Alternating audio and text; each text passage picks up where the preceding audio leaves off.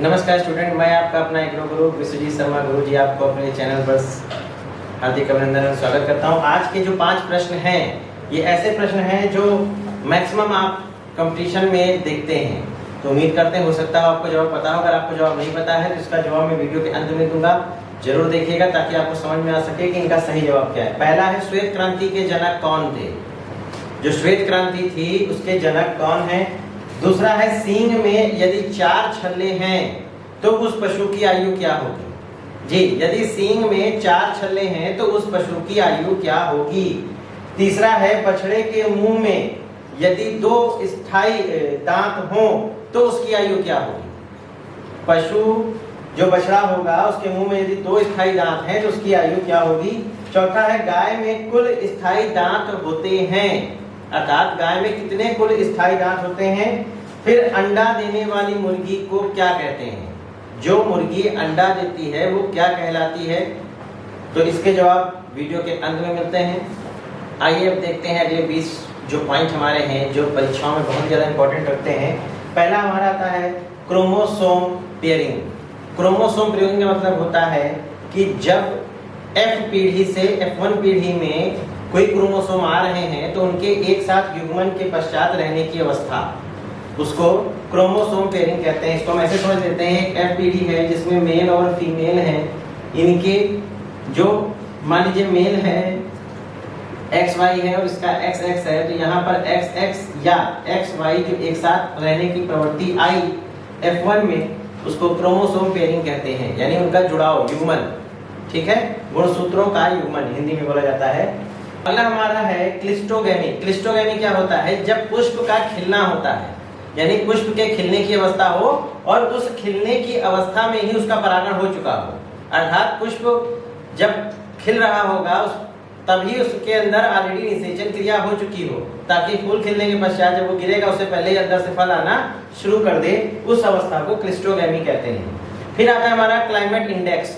Climate index, index का मतलब होता है सूचकांक। अब क्लाइमेट जो हमारी जलवायु है उसके विषय में सारा आंकड़ा देना, अर्थात 1 वर्ष के अंतर्गत जो जो जलवायु रहेगी उस क्षेत्र की, उसके विषय में पूर्ण जानकारी देना क्लाइमेट इंडेक्स कहलाता है। फिर आता है क्लाइमेटोलॉजी। क्लाइमेटोलॉजी एक विज्ञान है जिसके अंदर हम जलवायु से संबंधित अध्ययन करते हैं और इसी के द्वारा क्लाइमेट इंडेक्स तैयार किया जाता है। तो उम्मीद करते हैं दोनों का जवाब आपको बेहतर मिल गया होगा।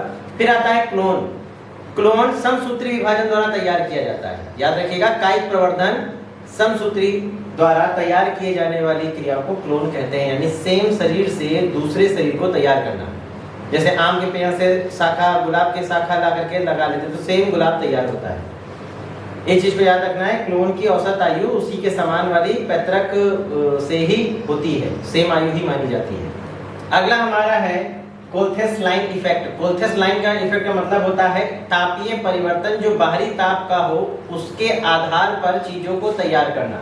अब क्लोथ आप समझ लीजिए कपड़े, है ना, और कोल्थेस लाइन यानी उन कपड़ों के अंदर जो, अब ऐसे देखिएगा, तापमान जो होगा उसके प्रभाव से संबंधित क्रिया जिसमें हम उसको परिवर्तित कराएंगे ताकि उसका इफेक्ट, जो तापीय परिवर्तन का जो प्रभाव पड़ने वाला हो वो उस पर ना पड़े। इस चीज को ध्यान रखना है।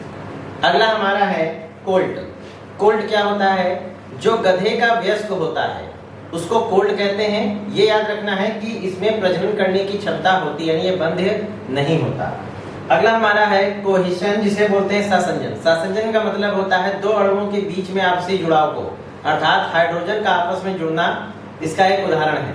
फिर अगला हमारा है कोलियोप्टाइल्स। कोलियोप्टाइल्स क्या होता है? देखते हैं, जब आपके बीज में अंकुरण होता है तो अंकुरण के समय उस कोमल शाखा के चारों ओर एक लिपटा हुआ शीट तंतु या एक कोशिका टाइप की बनी होती है, जिसको आवरण देती है, उसको कोलियोप्टाइल कहते हैं। आपने देखा होगा जब बीज के अंकुरण होता है तो इसके चारों तरफ से एक लेयर रहती है जो इसको सुरक्षित रखती है, इसको कहते हैं कोलियोप्टाइल। उम्मीद करते हैं आपने जाना होगा। फिर आता है कम्युनिटी। कम्युनिटी का मतलब होता है संगठन, समुदाय। देखते होंगे, ये एक तरीके से मिलकर काम करने की प्रवृत्ति होती है, जहां मैं की नहीं हम की भावना होती है, उसे कम्युनिटी कहते हैं। अगला है हमारा कंपेनियन क्रॉप, सहचर फसलें। सहचर फसलें वो फसलें होती हैं, यदि हम खेत में कोई फसल लगा रहे हैं और उन फसलों के साथ दूसरी फसल लगा रहे हैं, लेकिन वो किसी भी प्रकार से किसी रूप में प्रतिस्पर्धा मुख्य फसल से नहीं करेंगी, अर्थात उसी के साथ होंगी लेकिन किसी प्रकार की कोई समस्या मुख्य फसल को नहीं देंगी। इन्हें सहचर फसलें कहते हैं। बागवानी में खास तौर पर ऐसी फसलों का प्रयोग किया जाता है। बात करते हैं कॉम्पिटिटिव कोएफिशिएंट। अब इसमें क्या देखा जाता है? इसमें यह देखा जाता है कि जो प्रतिस्पर्धा हमारी होगी फसलों को लेकर के इंटरक्रॉपिंग के अंतर्गत या मिक्स्ड क्रॉपिंग के अंतर्गत, उस पर कितना हमें लाभ होगा या कितना हमें नुकसान होगा, इसके संबंध में पूर्ण जानकारी के विषय को बोलते हैं हम कॉम्पिटिटिव कोएफिशिएंट, यानी उनका आपस में क्या संबंध रहेगा। फिर कॉम्पिटिटिव इंडेक्स। कॉम्पिटिटिव इंडेक्स का मतलब ये सूचकांक होता है, इसमें आंकड़े दिए जाते हैं कि कोई भी दो फसल, जैसे मान लीजिए गेहूं है, गेहूं के साथ हमने सरसों लगाई, तो उस दोनों के बीच में जो प्रतिस्पर्धा होगी जिसकी वजह से एक या दूसरे के उत्पादन में अंतर आएगा, उसके लिखित सूचना की जानकारी देना कॉम्पिटिटिव इंडेक्स कहलाता है। फिर कॉम्पिटिटिव रेशियो, ये एक जैसे शब्द हैं। कॉम्पिटिटिव रेशियो का मतलब होता है कि जो हमने इंडेक्स तैयार किया उसमें गेहूं और सरसों के बीच के आपसी प्रभाव के कारण कितना अनुपात आया एक दूसरे की क्षति का, 60-40 रहा या 40-60 रहा। तो इस आधार पर जो भी वहां प्रदर्शित होता है उसे हम कॉम्पिटिटिव रेशियो कहते हैं।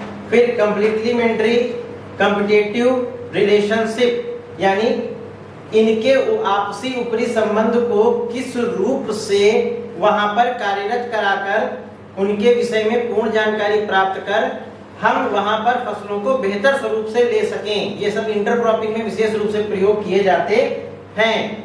फिर आता है कॉम्प्लेक्स क्रॉस, इसको जटिल संकरण के नाम से जाना जाता है। ये एक ऐसा संकरण होता है जिसमें दो या दो से अधिक जनकों के द्वारा क्रॉस कराकर किस्म तैयार की जाती है, उसे कॉम्प्लेक्स क्रॉस कहते हैं। फिर कंपोजिट वैरायटी यानी संकुल किस्म, जो संकुल किस्में होती हैं ये 2-3 पीढ़ी तक इनके बीच प्रयोग किए जा सकते हैं और ये कई मायने में शुद्ध और अच्छी होती हैं। अगला हमारा है कॉन्कोलॉजी। कॉन्कोलॉजी क्या होती है? कठोर शैवाल जो होते हैं, कठोर परत होती है, इसके विषय में इसके अंतर्गत अध्ययन किया जाता है। जो भी कठोर परतें होंगी उनके अध्ययन इसके अंतर्गत आता है। फिर आता है कॉन्टैक्ट हर्बिसाइड। कॉन्टैक्ट हर्बिसाइड का मतलब होता है जो अंकुरण के पश्चात, यानी जो खरपतवार उग चुका होगा उसके ऊपर इनका स्प्रे किया जाएगा और जब ये उस पर गिरेंगे तो उसे नष्ट करेंगे, उसे कॉन्टैक्ट हर्बिसाइड कहा जाता है। फिर आता है कॉन्टैक्ट प्री इमर्जेंस। ये कौन से होते हैं? ये भी हर्बिसाइड हैं। ये उगने से पहले डाले जाते हैं ताकि वो उग ही ना पाए। तो दोनों के बीच के अंतर को आप समझ गए होंगे, उम्मीद करता हूँ। तो आइए अब जानते हैं हमारे जो प्रश्न थे उनके जवाब क्या हैं। पहला, जो श्वेत क्रांति के जनक वो डॉक्टर वर्गीस कुरियन जी थे। सींग में 4 छल्ले हो तो पशु की जो आयु होती है वो 6 वर्ष की होती है। बछड़े के मुंह में यदि 2 स्थायी दांत हैं तो उसकी जो आयु होगी वो 1 सप्ताह की होगी। गाय के जो कुल स्थायी दांत होते हैं वो 32 नीचे के जबड़े में और ऊपर के जबड़े में 32 दांत होते हैं। अंडा देने वाली मुर्गी जो होती है उसको लेयर कहते हैं।